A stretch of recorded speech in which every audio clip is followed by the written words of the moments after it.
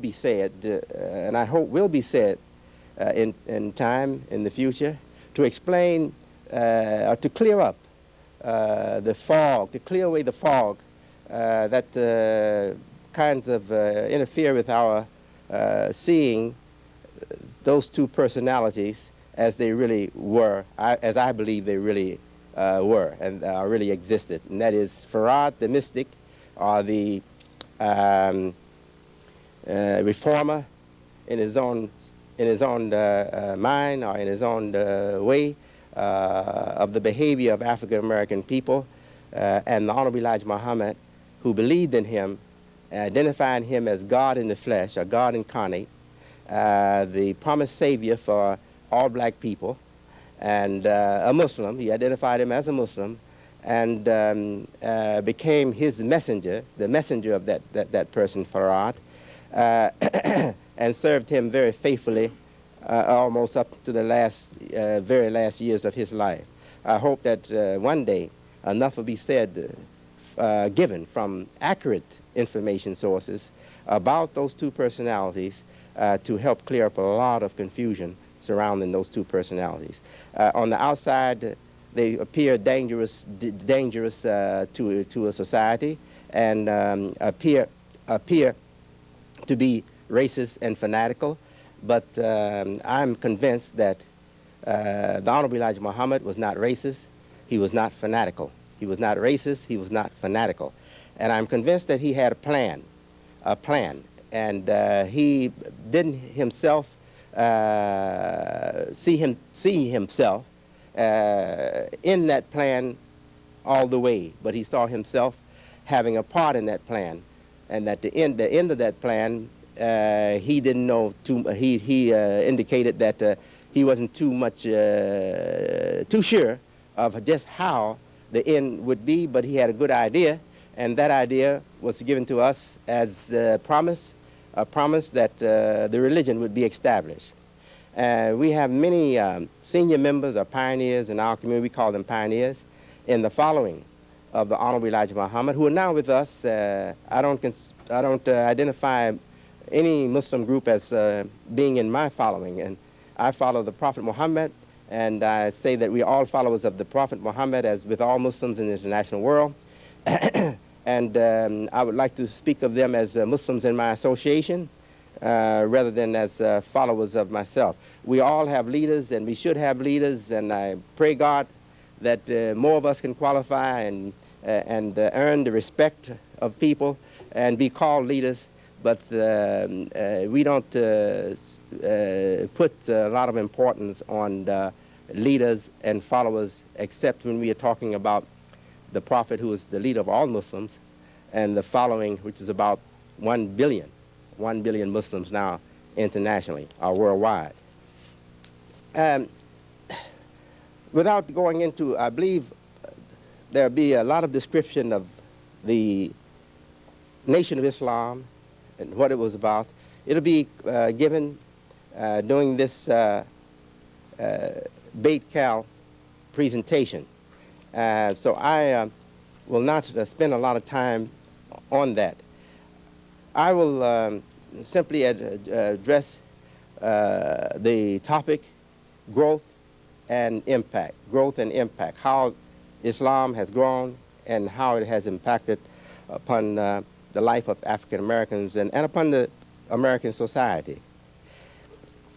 I have here a paper, and this paper is Tulsa, Oklahoma paper. It's Tulsa, Oklahoma Tribune, and this is Monday, March 18, 1991 issue. And a former follower of the Honorable Elijah Muhammad, who was one of the leaders in the days of the Honorable Elijah Muhammad, is featured here with leading personalities who are working in Tulsa to give assistance to the homeless people. And he is here, and he's identified as one on this special team to attend the problem, treat the problems of try to get assistance to the homeless people. This brother's name is Arthur Farah Khan, Arthur Farah Khan. He's well known by many Christian leaders. He participated in interfaith conferences, gatherings, and served worked shoulder to shoulder with Christians, helping the needs of the people, the crying needs of the people in his area and outside of his area. How did that happen that people who identified as black Muslims, extremists, who wanted to see the end of America and didn't care anything at all about even having friendship or any kind of friendship with white people, how has this happened so suddenly that one of the old followers of the Honorable Elijah Muhammad, and also a leader in that time, has this image now in one of the American papers of our American cities? How has that happened? And I would like to point to another personality, another person, Dr. Dawood Assad. Dr. Dawood Assad is a Palestinian. He's been in America. He's a citizen here. He's been working here for many years. I have known him myself for over 8 years or more. And this man has experienced tragedies in his life that are too horrible for me to mention right here while in Palestine. And he now lives in America. And if I can read you this, if I could read, which I will not take the time to do, if I could read you this article, you wouldn't believe that this man suffered what he suffered. We know that the Palestinian situation is owing not only to the presence of Jews and the Jews migrating or leaving Germany, going in that area to establish themselves a homeland there. It's not owing only to that interest and their movement, but it's owing to the assistance that they received from Western powers. And the United States is one of them. But this man now, he talks of peace, and he talks of Muslims and Christians working for peace together. And he talks of the forgiveness that Prophet Muhammad established, that the great capacity to forgive that is established in the life of Prophet Muhammad. He mentions Victory Day for our Prophet, the prayers and the peace be on him, when he could have punished those who had mutilated Muslims and had tortured him and driven him out of his own native city, Mecca, and had just made life so miserable for the Muslims. He could have then took out revenge on them. He could have punished them. But instead, he said, let what passed be past, and all is forgiven, and there will be no shedding of blood, no feuding. He mentions that. So what can make such persons just change and be so devoted and so sincerely devoted to working with people that treated them so cruelly, made their lives so miserable, and all of a sudden it changed? I have been rejected by many of my own African-American brothers and sisters, Muslims and non-Muslims, because they don't understand. They can't understand what has changed me. Why am I so now devoted to working for peace and joining all good Americans, no matter what color they are, for the good ends, for the good end that all of us want on this earth? They wonder, how has that happened? We can only point to our holy book, the Quran, and the life of our prophet. And with that, I'm saying that Islam, the religion of Islam, is the religion of peace. The religion of Islam is the religion of peace. The meaning of Muslim is persons whose life is for peace. And the home or the destiny that we hope for, the paradise we hope for, one of the names or one of the descriptions for that paradise is the abode of peace, Dar es Salaam. Dar es Salaam.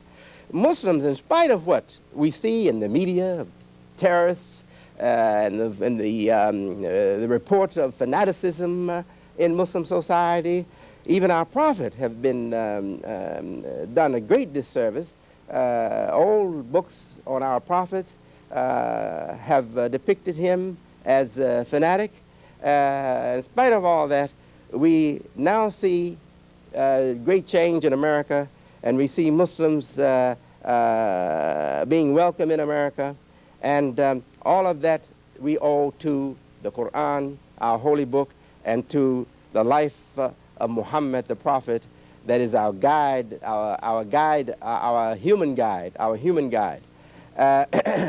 or the example for all of us. We call him the example. The most excellent, God says he's the most excellent example for any who believes in God and the last day. Now, if I may sum this up with some description of what we would like to see for the future. We have impacted on the society, but we would like in the future to impact even in a much greater way. I believe others will mention how we impact. I don't want to cover ground that I believe is going to be covered. Has already been mentioned that we have influenced even the culture in America, especially for African American people or for black people. When we hear blacks calling themselves blacks, that's one of the Muslim influences. Dr. C. Eric Lincoln, in one of his late books, he mentions that. He says that the acceptance of the term black and the elimination from our language of the term Negro, he says that was brought about or caused by the Nation of Islam, the Nation of Islam. And we do believe that because we were the only ones that was using that expression, and we're using it proudly, that we are black people, when others were insisting upon calling themselves, I mean others, I'm speaking of other leaders of our people, were insisting upon calling themselves and their people Negroes, colored people, and colored people. So that's one way that we have impacted, but that's not the only way. We find that many poor African Americans are more industrious, more determined to be self-supporting, refuse welfare, more determined to go clean and neat and well-dressed despite their situations of poverty. And to some degree, we know that the Nation of Islam influenced that. There is also in our diet now, and you find non-Muslims eating the foods of the Muslims, such as the brown rice and bean pie. And I remember carrot cake being popular among us before it was popular in the restaurants and stores, and many other things that we can tell you about that I see as evidence that we certainly have impacted upon the society beyond the following or beyond the membership of the Nation of Islam or the African American Muslims even today. We hope in the future to increase the number of mosques built in the American cities, and we hope to ourselves find the resources to construct these mosques, and we hope to promote an appreciation for these mosques, not only as religious houses, which first and most importantly, that's what they are. They're religious places of worship or devotion for salat and for teaching and as a center for Muslim life or for Muslim community life, a focus for the central focus for the Muslim life. But more so than that, we hope to work for an appreciation in the African American community and in America for the contribution that these unique and very beautiful constructions make to the culture of the African American community and to the culture of America. We hope to respond in all of our expressions to the Quran and the life of our prophet, so that a culture will naturally develop or will be naturally extended and built upon and increased upon by under Islamic influence until we become very, very strongly identified as a unique people with our own culture, with our own originality. And I believe that was the purpose of the Honorable Elijah Muhammad. He talked of separation, he talked of many race pride, he talked of black supremacy and all that, but I believe really those things were just conditioned by, those things were just prompted by circumstances, harsh circumstances that were real for us 30 years ago, 40 years ago. But I believe that his main desire was no different from the desire of the best of our leaders, starting from the very earliest ones, even before Frederick Douglass, to the height of the civil rights movement, Dr. King, and on the black nationalist side, and also on the civil rights side. I believe that his spirit really was no different than theirs, that he suffered neglect in his life, ignorance in his life, darkness in his life, the separation from self, not a comfortable identity for self. I believe that he wanted the excellence for himself, and an excellence that he could identify, and an excellence that he could appreciate, that he could be comfortable with, an excellence that he could see in his people as a result of all of us striving for excellence. So our goal is no different than it is for the best of all societies, and that is excellence for the human being, excellent conditions internally, and excellent conditions externally. That's what I believe, and that's what we are pushing for, and we hope to make even a greater contribution to the excellence of the Islamic society in America, and the excellence of the African American community, and the excellence of the culture of the African American people. We hope to build upon the finest traditions that we consider Islam in them, or Muslim in them, the finest traditions, the finest behavior of our people, going back to the plantations and after freedom, until we lost it and went crazy for material things and for power and for black pride, a kind of fanatical black pride. We hope to go back to the best of those things and complement those things with Islam and establish a real comfortable identity in cultural life in America for African American people. Thank you.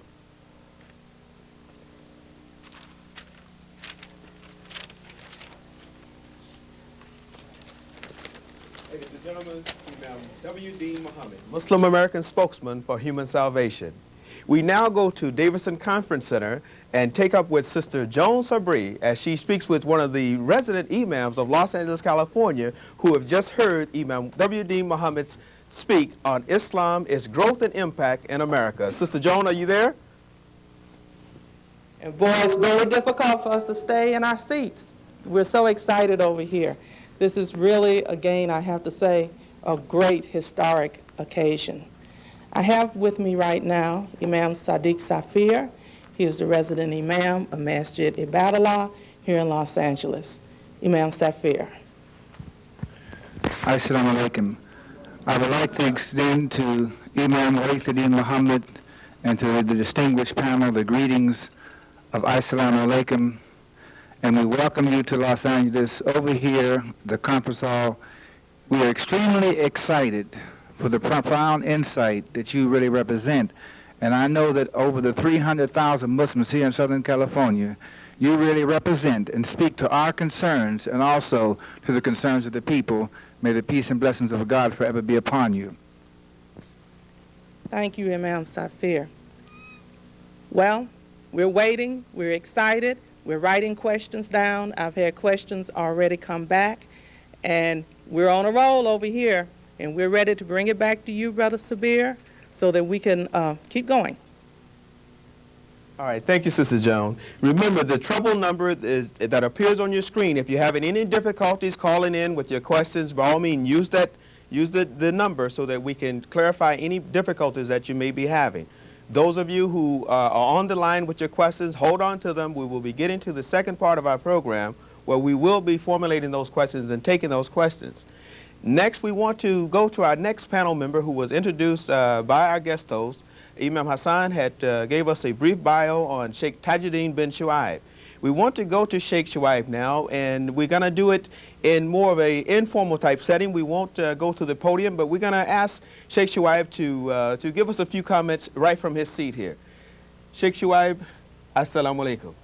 Wa alaikum assalam wa rahmatullahi ta'ala wa barakatuhu.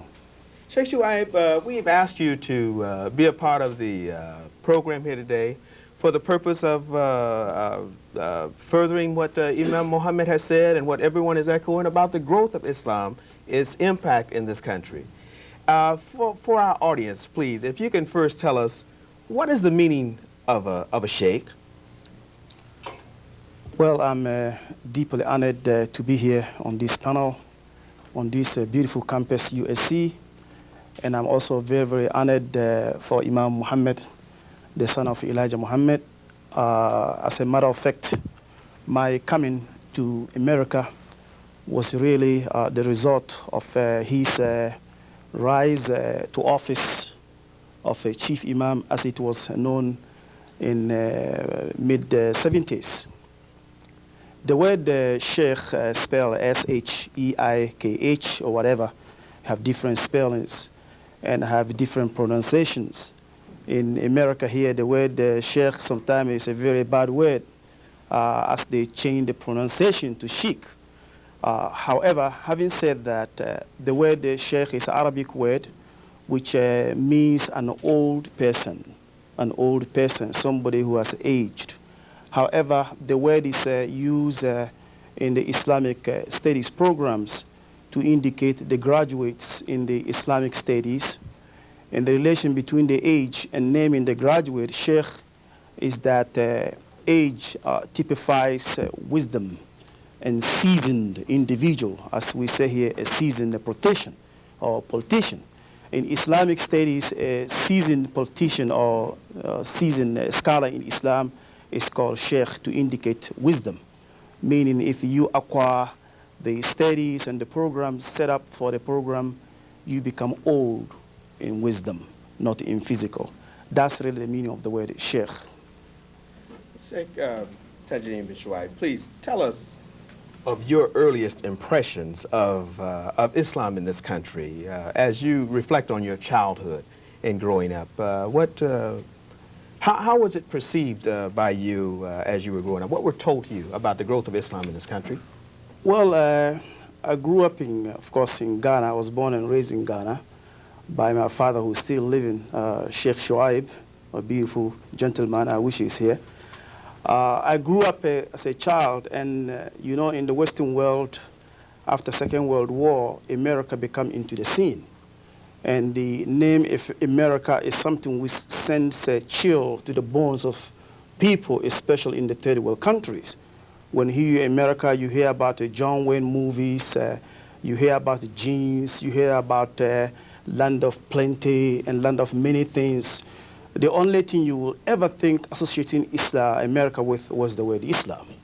However, thank God to Elijah Muhammad, when we were young, we hear about Malcolm